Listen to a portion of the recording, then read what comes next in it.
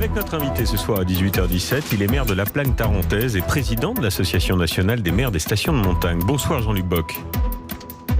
Bonsoir. Merci d'être avec nous en direct dans Europe Soir. Est-ce que d'abord vous confirmez, comme on l'entend beaucoup dire en ce moment, que les remontées mécaniques pourraient ne pas rouvrir en février? Est-ce que vous avez des informations? Alors on n'a pas d'informations directes, puisque j'étais encore hier en visioconférence donc avec un ministre, le secrétaire d'État au tourisme si vous voulez, et donc on a évoqué beaucoup de choses, tous les scénarios possibles, toutes les hypothèses possibles, mais pour l'instant non, on n'a pas de certitude de la non-ouverture. Vous le redoutez ? Oui, de plus en plus, parce que quand on voit la gestion malheureusement de la crise sanitaire au niveau national, on a peur que ça dure, que ça perdure et qu'on n'ait pas cette possibilité d'ouverture. La montagne française est la grande sacrifiée aujourd'hui au niveau économique, et pas que, parce que le sanitaire est prioritaire, on est bien d'accord, on est tous d'accord, mais là il va falloir vraiment prendre la mesure de ce que l'on doit faire dans le temps pour vivre avec la Covid-19. Oui, et on le rappelle, Jean-Luc Bock, à chaque fois la France est 250 stations de ski, ça représente 18 000 emplois directs, c'est 120 000 emplois indirects, avec les hébergeurs, les loueurs, les magasins spécialisés, les emplois saisonniers, les guides, tout ça génère plus de 11 milliards d'euros d'activité en France. Pas de ski en février, ça veut dire une année blanche pour les stations. J'imagine que économiquement pour vous, ça va être très très compliqué de remonter la pente si ça se confirme. Si cela se confirme, c'est juste une catastrophe sans précédent, et c'est surtout une catastrophe sociale, parce que vous l'avez dit, c'est 120 000 emplois directs en altitude, mais c'est plus de 100 à 150 000 emplois indirects en vallée, et avec tous les fournisseurs, il faut pas les oublier. Donc c'est tout un écosystème qui risque d'être mis à mal.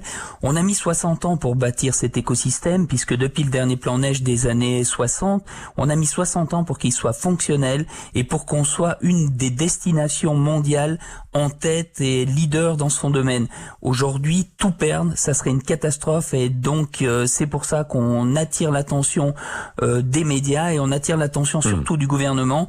Il va falloir nous aider à la hauteur des pertes enregistrées pour qu'on n'ait pas des dépôts de bilan sans précédent au niveau de la montagne française. Oui, ce serait une catastrophe sociale évidemment. Jean-Luc Bock, on vous entend, vous êtes maire de la Plagne tarentaise, vous représentez aussi les maires des stations de montagne. Comment sont-ils aujourd'hui, ces maires que vous représentez? Dans quel état d'esprit sont-ils? Ils sont tous consternés, on est tous consternés, on ne comprend pas, on n'arrive pas à comprendre, si tant est qu'il y avait une seule et unique raison qui empêche ces ouvertures de stations. Si les règles sanitaires n'étaient pas respectées, à titre indicatif, c'est le seul territoire qui a mis en œuvre un protocole sanitaire validé par les ARS, validé par la cellule de crise parisienne. On a aussi des centres de test, on a tout préparé, on a tout étudié, on a réfléchi à toutes les situations. 95% de l'accidentologie en montagne est traitée par les cabinets médicaux d'altitude. Les hôpitaux aujourd'hui ne sont pas saturés, il y a moins de monde, et ça, fort heureusement. C'est important, Jean-Luc Bock, ce que vous dites, parce que c'est un argument qui est beaucoup revenu pour justifier la non-ouverture des remontées mécaniques. Vous dites c'est un faux débat. En vérité, tous les accidentés de la montagne sont soignés en cabinet médical et n'engorgent pas les hôpitaux, comme on l'a beaucoup dit. Complètement. Je vais vous donner un exemple du département de la Savoie, qui est le premier département au monde en termes de ski. Ce département, chaque année, pour pouvoir ouvrir, il faut 5 lits de réanimation et pas un de plus. Et cela depuis une trentaine d'années. Donc, ça veut dire qu'aujourd'hui, on n'a pas d'impossibilité à ce niveau-là, au niveau des lits de réanimation, et les hôpitaux de proximité sont quasiment désertés, parce qu'on a tellement fait peur à tous les Français qu'ils ne vont même plus se soigner pour des maladies courantes. Donc, ça veut dire qu'on a des hôpitaux publics presque vides, on a des cliniques privées complètement vides, des cliniques privées, oui. Je vous engage à regarder, à le tester. Malheureusement, vous n'aurez pas la possibilité d'avoir des personnes qui vont vous le confirmer. On a peur des représailles, et on a peur que le système financier qui les alimente s'arrête. C'est quand même une vraie catastrophe sanitaire et financière qui est en train de se jouer. C'est un drame pour la montagne française. Alors personne ne le confirmera peut-être, mais on va aller enquêter, nous, avec les équipes d'Europe 1. Jean-Luc Bock, message entendu ce soir. Est-ce que vous craignez que certaines stations ne rouvrent jamais? On en a peur, oui. On en a peur parce que vous savez, à partir du moment où vous avez des municipalités qui avaient déjà des difficultés pour faire fonctionner leur système, par manque de neige quelquefois, ou alors par manque de visibilité ou de clientèle, ou alors il y avait un système qui était un petit peu vieillissant, il fallait mettre de gros investissements, parce que c'est ça la montagne aussi. Oui. On a de gros investissements pour changer les appareils, pour qu'ils soient au goût du jour. Et donc, ces collectivités qui étaient peut-être déjà en difficulté risquent d'être sous tutelle parce qu'elles ne pourront plus fonctionner. Donc oui, on a peur que certaines stations ne puissent jamais réouvrir et que ce drame de la Covid-19, parce que c'est un drame, devienne aussi un drame local pour eux. Est-ce que vous arrivez tout de même à compenser une petite partie de cette perte de chiffre d'affaires et d'activité en proposant d'autres activités pour inciter tout de même les vacanciers et les auditeurs d'Europe 1 notamment qui nous écoutent et qui sont nombreux à venir malgré tout soutenir les activités de montagne? On n'a jamais mis autant d'activités en place que ces derniers temps. Tout fonctionne maintenant sur la montagne, mais on se rend compte qu'on les avait déjà. En fait, on les a ressorties pour certaines. Mais vous avez des dizaines, des centaines d'activités différentes. Si vous voulez passer des vacances hyper intéressantes, que ce soit sportives ou que ce soit culturelles à certains niveaux, pour vous former sur ce qu'est la montagne avec les accompagnateurs, avec les guides, vous pouvez le faire. Aujourd'hui, on est en train de vivre une modification du système, puisque 80% de notre clientèle venait pour les remontées mécaniques et pratiquer le ski ou toute autre glisse alternative. Mais aujourd'hui, on est en train d'assister à autre chose. Et on a de plus en plus de gens qui nous parlent de la montagne différenciée. Oui, on a tout ce qu'il faut pour satisfaire tout le monde et faire plaisir à toutes les familles. Bien, Jean-Luc Bock, si je vous suis, avec la catastrophe sociale que vous prédisez, si jamais l'ouverture n'a pas lieu en février, parce qu'encore une fois, on le rappelle, ce sera une année blanche, les vacances de février, c'est tout de même entre 30 et 40% de chiffre d'affaires des stations, après déjà une fermeture en décembre, qui représente entre 25 et 35% d'activité pour les stations de sport d'hiver.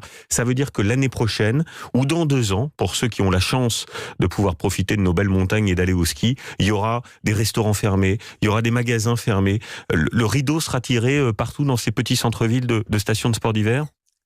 C'est vraiment ce à quoi on s'attend. Si jamais les aides qui peuvent nous être octroyées, les aides qui doivent nous être octroyées, puisqu'on n'est nullement responsable de la non-ouverture des remontées mécaniques. Elles sont suffisantes d'ailleurs, ces aides. C'est l'État qui l'a décidé, c'est le système de santé qui l'a décidé. Donc à un moment donné, il va falloir aider tous les commerçants, tous les artisans, tous les socioprofessionnels de stations. Sinon, on va les perdre. 400 millions d'euros, je crois, ont été débloqués en soutien aux professionnels de la montagne. Ça sera suffisant ou faudra rajouter une somme importante pour combler justement ces pertes engendrées au mois de février?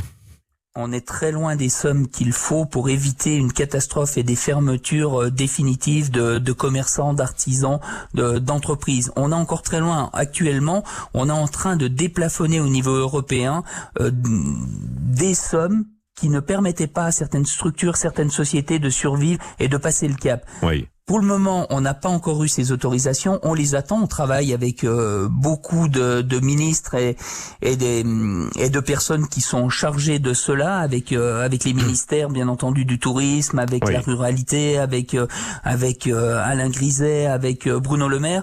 Mais on n'est encore pas bon pour l'instant et on n'est pas sûr de sauvegarder notre modèle économique. Pas pour l'instant. Jean-Luc Bock, vous êtes un élu, vous êtes maire de la Plagne tarentaise, vous êtes un élu proche du terrain. Est-ce que vous aussi vous déplorez le manque de doses pour vacciner les plus de 75 ans et un embouteillage, comme on l'a beaucoup dit, des rendez-vous? Alors je vais être très factuel. Vous savez, on a commencé malheureusement au mois de mars cette crise par le fait de dire à tout le monde, il ne faut pas de masque. Tout simplement parce que les masques, on ne les avait pas. On avait détruit des vieux stocks et on n'en avait pas commandé des nouveaux. On a continué ensuite en nous expliquant que les tests antigéniques ou les tests salivaires pour dépister les personnes, c'était pas bien, il ne fallait pas le faire. On s'est rendu compte avec le temps que c'était impératif de le faire pour isoler les personnes contagieuses. On a continué avec la vaccination et la vaccination a commencé lentement parce qu'on n'a pas eu la possibilité de mettre en œuvre tout le système de distribution qui permet de faire fonctionner cela. Mais vous avez des doses à la Plaine tarentaise qui arrivent ? Nos systèmes de santé sont malheureusement complètement dépassés et il va falloir que les ARS revoient leur copie, sinon c'est l'État français qui va aller mal. Mais vous arrivez, vous, à vacciner un petit peu quand même les plus de 75 ans à la Plaine tarentaise ? Non, c'est très difficile pour le moment parce qu'on n'arrive pas à obtenir les doses nécessaires. Donc Oui. il y a un embouteillage, on ne sait pas où, mais pour le moment, en tout cas, ça n'arrive pas sur les territoires où ça arrive difficilement au compte-gouttes. Quand on veut protéger sa population, on met tout en œuvre pour y arriver. Et je ne mets pas les ministres, je ne mets pas le président là-dedans. Je mets la technocratie française des ARS en cause. Bien. Et on aura donc une décision définitive normalement demain à propos des stations de sport d'hiver et de l'ouverture ou non des remontées mécaniques. Courage évidemment à tous les professionnels qui subissent ce coup d'arrêt en ce moment. Merci à vous Jean-Luc Bock de nous avoir accordé quelques instants en direct dans Europe Soir. Merci.